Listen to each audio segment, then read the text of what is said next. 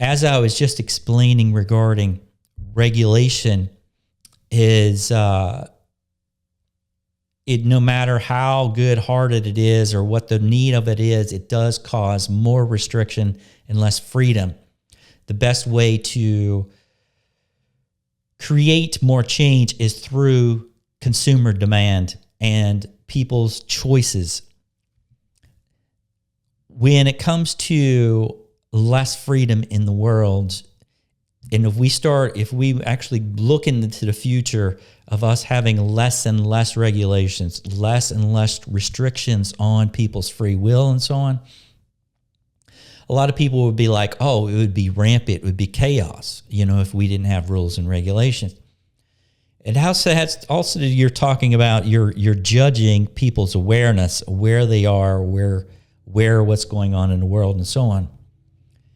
But going forward, if for us to have a world of more freedom of choice, freedom of speech, and so on, how, say, the boundaries exist is through respect.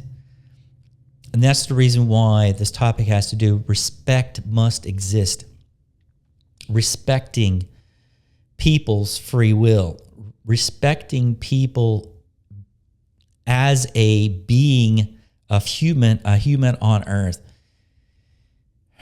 respecting their right to exist, and seeing that everyone has levels of freedom.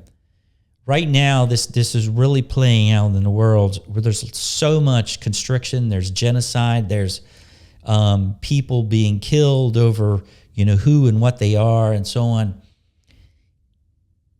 Going forward, respect.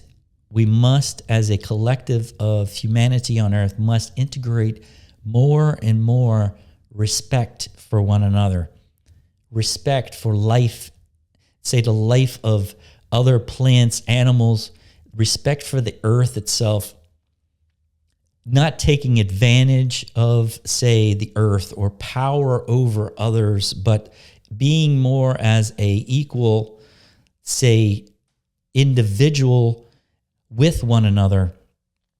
That comes with respect. Respect is incredibly important for us to move into more, as an element for us to move into more unity on the earth, to become more aware of our collective essence of our brothers and star brothers and sisters throughout the universe and so on, has to do with respect.